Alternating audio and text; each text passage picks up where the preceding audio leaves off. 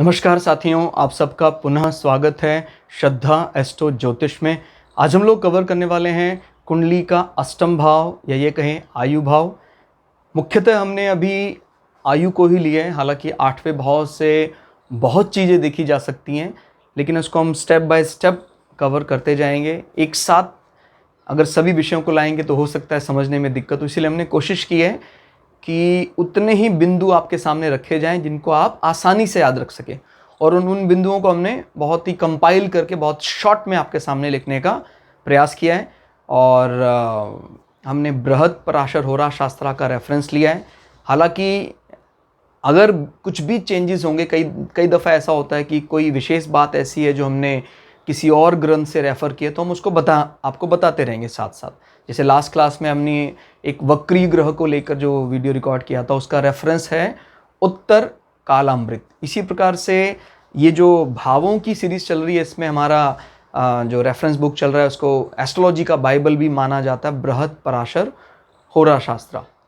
तो ये वाली जो बात है, जो एकदम बेसिक बात है, जब तक आप इस पर ऐड ऑन नहीं करेंगे तब तक बात नहीं बनेगी। यानी हम जो भृगु संहिता ऑलरेडी हम प्लेलिस्ट कवर कर चुके हैं, जिसमें हमने एक जनरल आइडिया दिया था कि भाई अगर आठवें भाव का स्वामी 3, 6, 8, 12 में बैठता है तो बहुत अच्छे फल देता है, और सामान्यतः वो लगन में बैठ जाए तो अच्छा फल नहीं देगा। इसी प्रकार से वो चौथे, 7वें, 10वें केंद्रा में भी उस भाव को बिगाड़ने का काम करता है।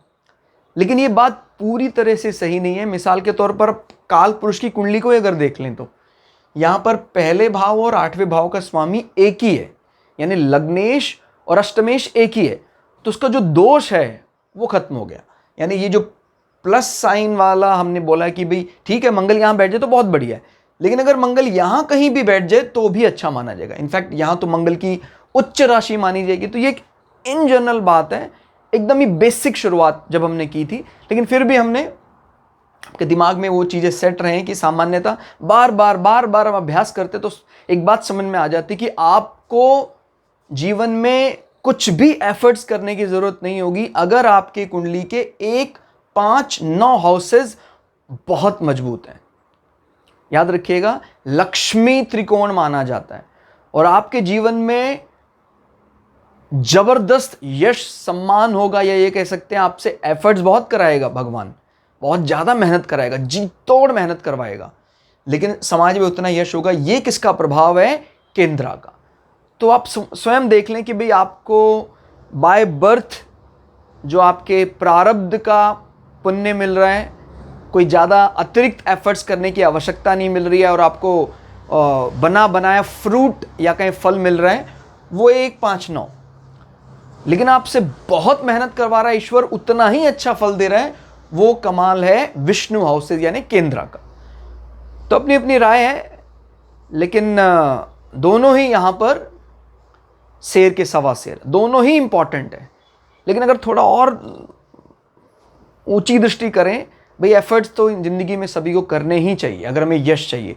तो ये जो मेहनत करके आपको यश मिला है, यानी केंद्रा हाउस को सबसे ज़्यादा अहमियत दी जाती है।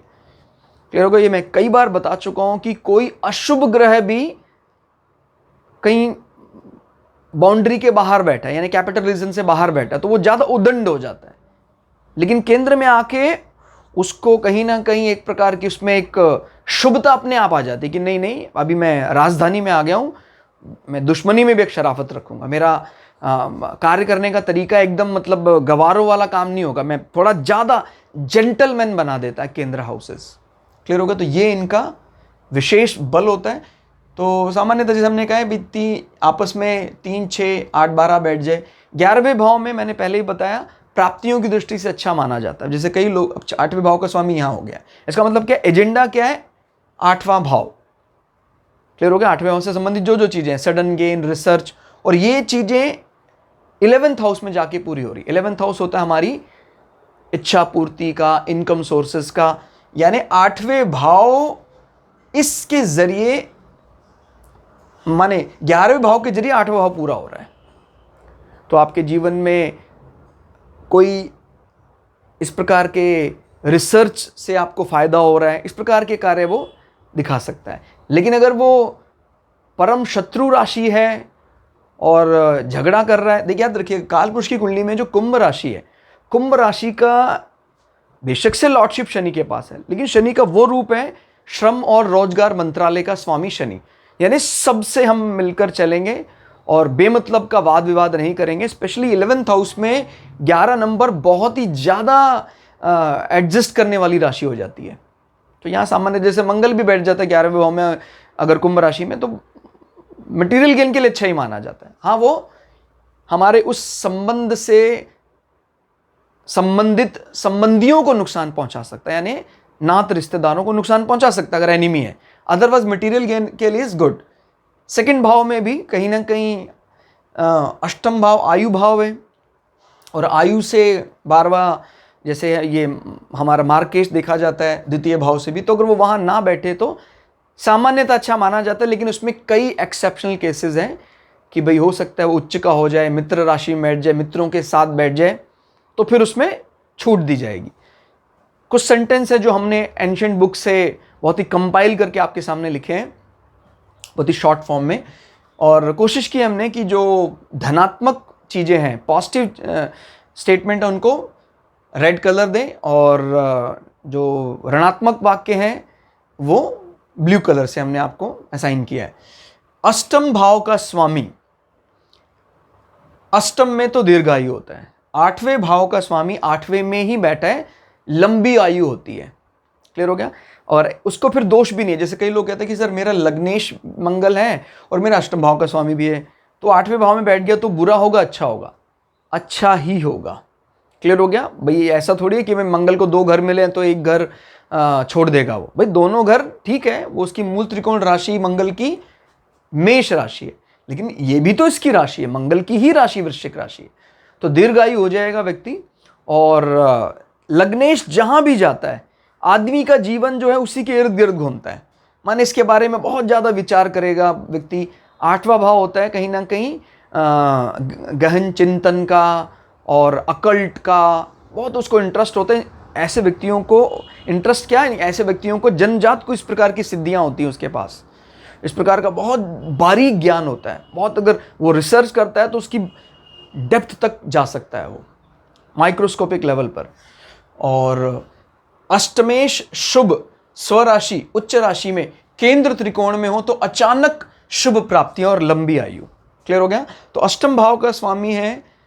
अब अगर वो शुभ भाव में, जैसे यहां पर भी हम देखें तो यहां बैठ जाता है, अगर वो मकर राशि में केंद्र में आ गया है वो, और मंगल एक क्षत्रिय माना जाता है उसका स्वभाव में, अग्नि तत्व प्रधान, तो अगर यहां जैसे लक्ष्मी त्रिकोण में आ जाता है और बृहस्पति साथ आ जाए इसके, तो फिर इसका दोष खत्म हो जाएगा। भी अष्टमेश जो है वो 9वें भाव में बैठा है। याद रखिएगा, अगर वो शुभ होकर या मित्रवत होकर बैठता है तो उसकी शुभता बढ़ जाएगी, क्योंकि उसको एक और प्रोफाइल भी मिला हुआ है, लग्नेश का प्रोफाइल। ठीक हो गया? तो इस प्रकार से ध्यान रखना है, कहीं आप खाली ये देख लें कि सर अष्टम भाव का स्वामी यहां बैठ गया। ये देखना है भी अष्टम भाव का स्वामी अगर केंद्र और लक्ष्मी त्रिकोण में बैठ रहा है तो क्या वो मित्र है, क्या वो स्वराशि में तो बैठ रहा है, क्या वो उच्च का होकर बैठ रहा है। अगर ऐसा ये कंडीशन सेटिस्फाई होती है, शुभ स्वराशि उच्च राशि में केंद्र त्रिकोण में, तो उसको जीवन में अचानक शुभ प्राप्तियां होती हैं, क्योंकि 8th हाउस सडन प्रॉफिट का भी होता है। अचानक होने वाली जो लाभ हैं, किसी के इंश्योरेंस से लाभ, किसी की मृत्यु से लाभ, अचानक होने वाले अच्छे लाभ, लंबी आयु तो देता ही है। तो ये अंतर आपको जानना है कि अष्टमेश के पास देखिए कौन सी दूसरी प्रोफाइल भी है, उस हिसाब से हम रेफरेंस, क्योंकि कालपुरुष की कुंडली में मेष लग्न है इसीलिए हम इसको रेफरेंस लेकर चल रहे हैं। फिर आता है अगर अष्टमेश पापक्रांत हो, यानी पाप ग्रहों के बीच में फंस जाए, कोई अकेला बेचारा सौम्य ग्रह हो और पाप ग्रहों के बीच में फंस जाए, होकर लग्न में स्थित हो, तो कष्टकारी जीवन होगा। ठीक हो गया? अभी जैसे मंगल तो खुद ही लग्नेश है, कोई भी आप चार्ट ले लीजिए, जैसे 2 नंबर वृषभ 2 8 ये 9 आ जाएगा यहाँ, 9 यानी बृहस्पति। अगर बृहस्पति लग्न में आ गया है वृषभ में, और वो कहीं राहु से पीड़ित है, गुरु चंडाल दोष बना रहे हैं, तो निश्चित रूप से आपका जो भी जीवन को लेकर ऐसे लोगों को बड़ा भय होता है। और 8वां भाव क्या बताता है?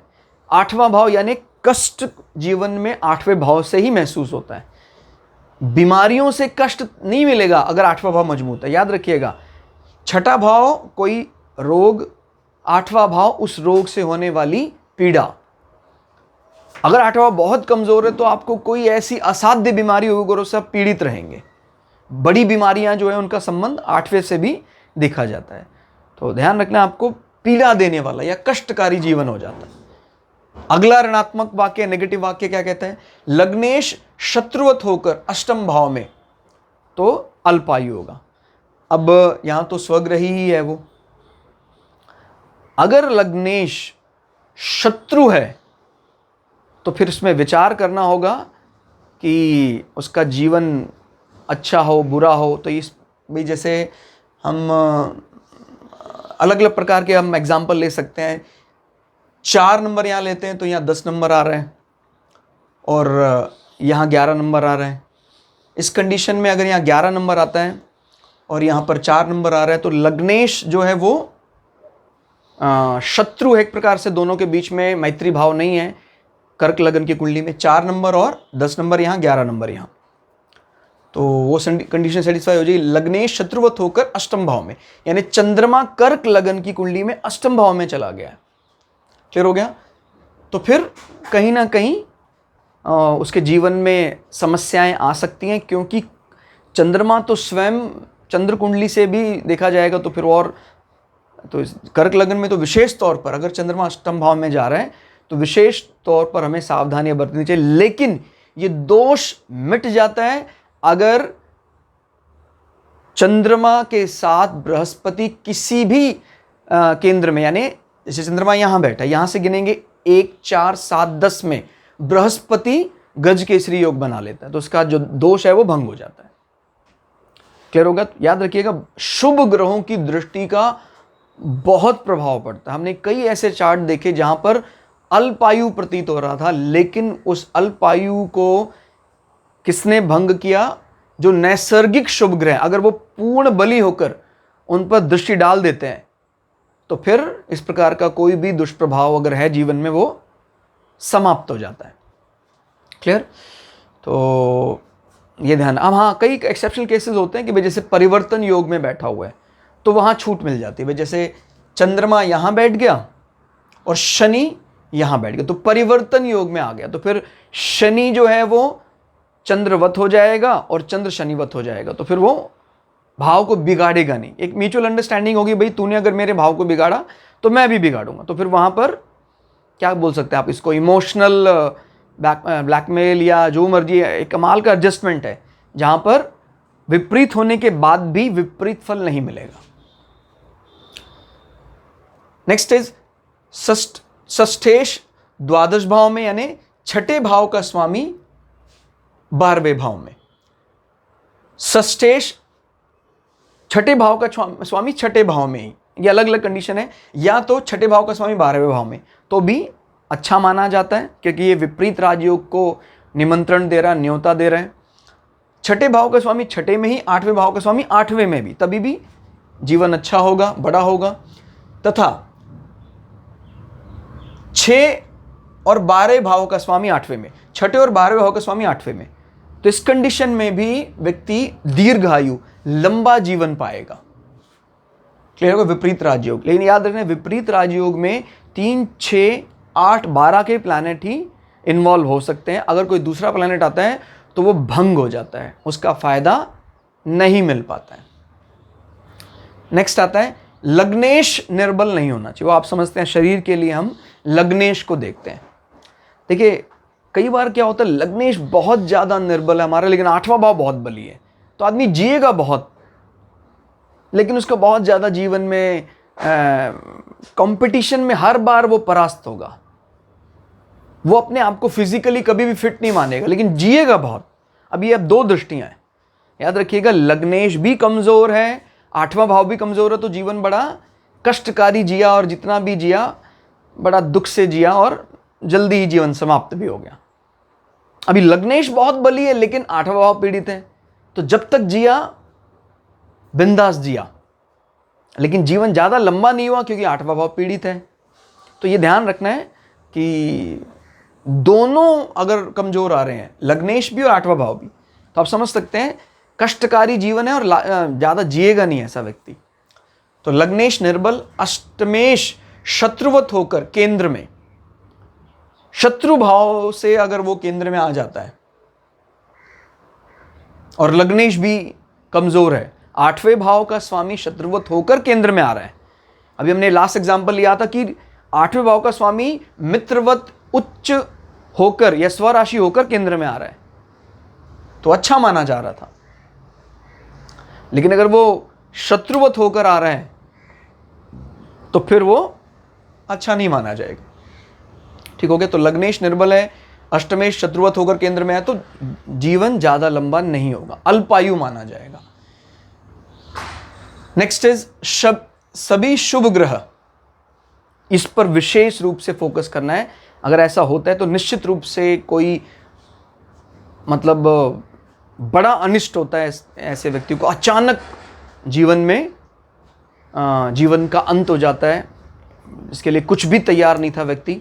तो कब देखना है वो, सभी शुभ ग्रह जो हो 6, 8, 12 में है।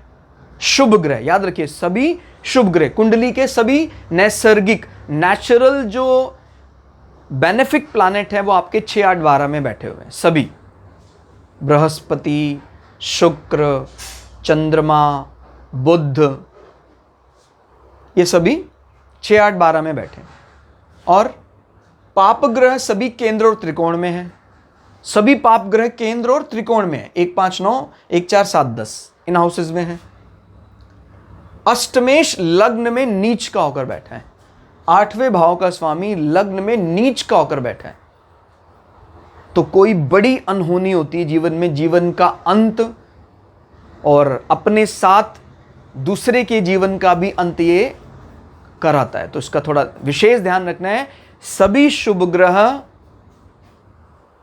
6, 8, 12 में है और सभी पाप ग्रह केंद्र और लक्ष्मी त्रिकोण में है। अष्टम भाव का स्वामी नीच का होकर लग्न में बैठा है। अगला आता है जो धनात्मक है, लग्नेश उच्च राशि में। जो लग्नेश है वो अपनी उच्च राशि में बैठा हुआ, जैसे इस कुंडली के लिए लग्नेश मंगल और उच्च राशि मकर यहां बैठा हुआ है। चंद्रमा 11वें भाव में, सामान्यतः चंद्रमा 11वें भाव में अच्छी प्राप्तियां दिखाता है। मन जो है इच्छाओं को लेकर रहता है, विचार करता है, उसकी इच्छाएं पूरी होती हैं, इनकम सोर्सेज में अच्छा रहता है। अगर वो फेवरेबल है तो कहना ही क्या। हालांकि बृहत पराशर होरा शास्त्र ने सिंपली ये बात लिखी कि चंद्रमा 11वें भाव में, अभी उसने ये नहीं लिखा कि वो शत्रुवत होगा तो नहीं चलेगा। ठीक है, तो चंद्रमा 11वें भाव में और शुभ बृहस्पति 8वें भाव में।